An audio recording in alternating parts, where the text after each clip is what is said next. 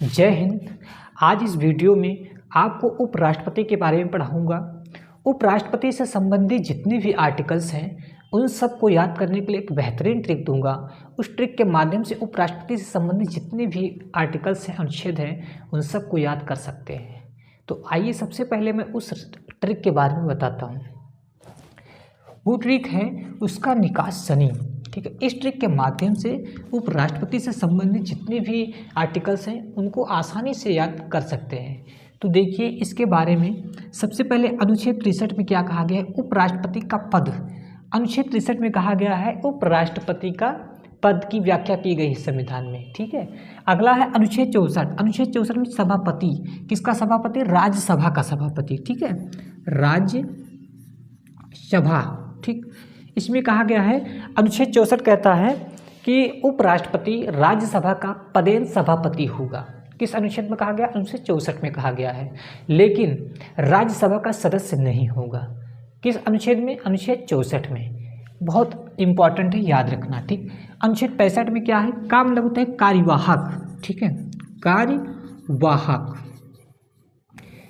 यदि किसी कंडीशन की वजह से, किसी सिचुएशन की वजह से अगर राष्ट्रपति का पद खाली हो जाता है, उस समय जो समय बचेगा उसके लिए कार्यवाहक के रूप में राष्ट्रपति कार्य करेगा, उपराष्ट्रपति कार्य करेगा। ठीक, कौन सा अनुच्छेद कहता है? अनुच्छेद 65 कहता है। ठीक, अनुच्छेद 66 में क्या है? अनुच्छेद 66 में है निर्वाचन। क्या है? निर्वाचन। अनुच्छेद 66 में निर्वाचन। ध्यान रखना, उपराष्ट्रपति का निर्वाचन एकल संक्रमणीय अनुपातिक पद्धति से होता है। ठीक है, तो एकल संक्रमणीय अनुपातिक पद्धति के द्वारा उपराष्ट्रपति का भी चुनाव होता है और राष्ट्रपति का भी चुनाव होता है। ठीक है, इस बात को नोट रखना। उपराष्ट्रपति के चुनाव में संसद के दोनों सदनों में, दोनों सदनों के जो भी सदस्य हैं, चाहे निर्वाचित हों चाहे मनोनीत हों, वो दोनों इनके चुनाव में वोटिंग करते हैं। ठीक, इसमें कोई ऐसा नहीं है कि हाँ मनोनीत है तो वोटिंग करने नहीं जाएंगे। जिससे राष्ट्रपति में क्या था, राष्ट्रपति के चुनाव में जो राज्यसभा में 12 सदस्य मनोनीत होते थे वो चुनाव में नहीं जाते थे, उन्हें चुनाव में वोट देने का अधिकार नहीं था। लेकिन इसमें है, उपराष्ट्रपति के चुनाव में राज्यसभा के जितने भी सदस्य हैं वो सारे सदस्य इनके चुनाव में वोट डालने जाएंगे। ठीक, आगे क्या है? आगे है अनुच्छेद 67। अनुच्छेद 67 में क्या है? अनुच्छेद 67 में है कार्यकाल। ठीक, क्या है? कार्यकाल। उपराष्ट्रपति का कार्यकाल 5 वर्ष का होता है। लेकिन उपराष्ट्रपति तब तक अपने पद पर बना रहेगा जब तक उसके उत्तराधिकारी निर्वाचित होकर के नहीं आ जाते हैं। ठीक, ध्यान रखना, उपराष्ट्रपति को कार्यकाल से पहले भी महाभियोग के द्वारा हटाया जा सकता है। अभी मैं आपको महाभियोग कैसे लगाया जाता है उसके बारे में डिटेल बताऊंगा, तब तक यही भी जाने थोड़ा सा। ठीक है, अनुच्छेद 68। अनुच्छेद 68 में समय है। क्या है? समय। किसका समय?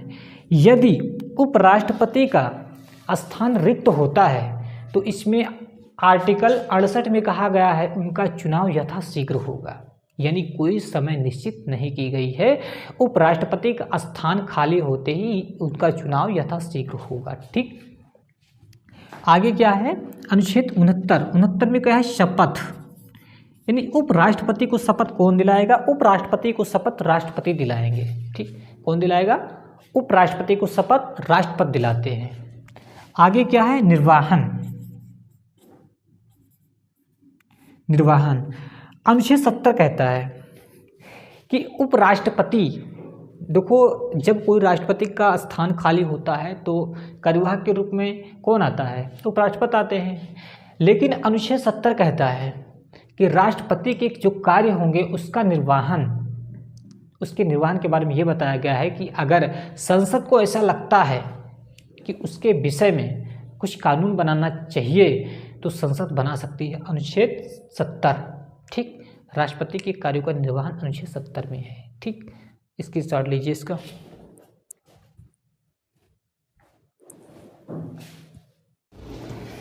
चलिए अब देखिए उपराष्ट्रपति का निर्वाचन कैसे होता है। ठीक, उपराष्ट्रपति का निर्वाचन आर्टिकल 66 में है। ठीक है, तो आर्टिकल 66 में उपराष्ट्रपति का चुनाव है। उपराष्ट्रपति का चुनाव कैसे होता है? एकल संक्रमणीय आनुपातिक पद्धति के द्वारा होता है।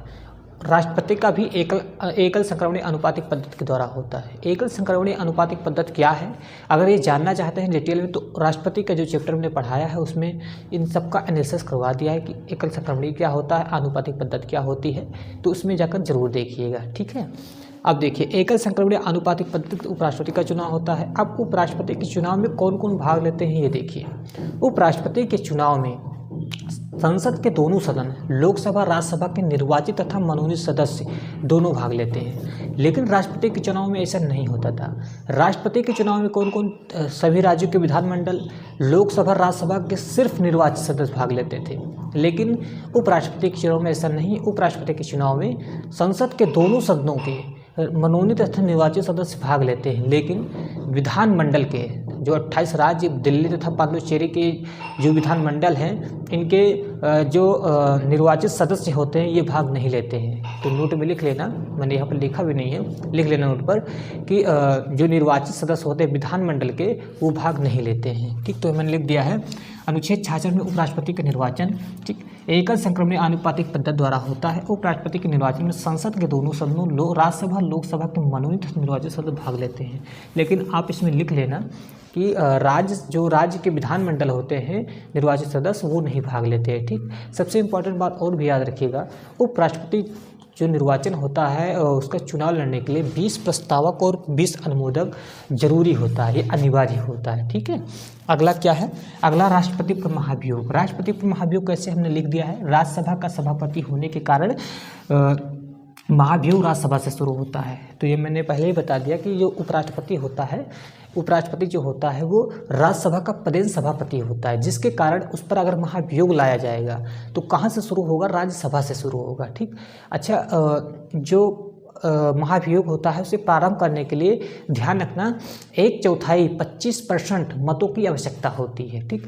फिर उसके बाद में संसद के दोनों सदनों में 2/3 बहुमत से पारित करना पड़ता है। अगर 2/3 बहुमत से पारित हो गया तो उसी दिन से उपराष्ट्रपति का पद हटा दिया जाएगा, उपराष्ट्रपति अपने पद से हटा दिया जाएगा। लेकिन ध्यान रहे, जब राज्यसभा में 2/3 बहुमत से पारित हो जाए तो लोकसभा में भेजने से 14 दिन पहले उपराष्ट्रपति को सूचना देना अनिवार्य होता है, ठीक। तो ये बहुत इंपॉर्टेंट है, तो मैंने ये भी लिख दिया है कि उपराष्ट्रपति पर महाभियोग, राज्यसभा का सभापति होने के नाते महाभियोग राज्यसभा से शुरू होगा।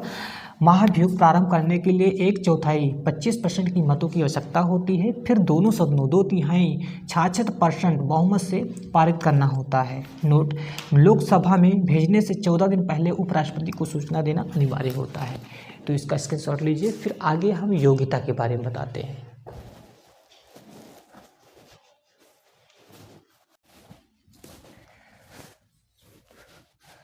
उपराष्ट्रपति की योग्यता के बारे में बात करें, ठीक है। तो उपराष्ट्रपति की योग्यता क्या होती है बनने के लिए, आइए देखते हैं, ठीक। पहला, वह भारत का नागरिक हो। दूसरा, 35 वर्ष की आयु पूरा कर चुका हो या 35 वर्ष का हो। 20 प्रस्तावक 20 अनुमोदक हो। राज्यसभा का सदस्य बनने की योग्यता रखता हो, लेकिन किसी भी सदन का सदस्य ना हो। यदि वह किसी भी सदन का सदस्य है तो शपथ लेने से पहले अपने पद से यानी अपने सदस्यता से इस्तीफा देना होगा, ठीक है। पागल या दिवालिया ना हो। पागल का मतलब समझते होंगे, दिवालिया का मतलब क्या होता है? दिवालिया का मतलब ये होता है कि वो अपने आय से ज़्यादा, मतलब इनकम से ज़्यादा कर्ज लिया हो, उसे दिवालिया कहते हैं। तो वो दिवालिया ना हो।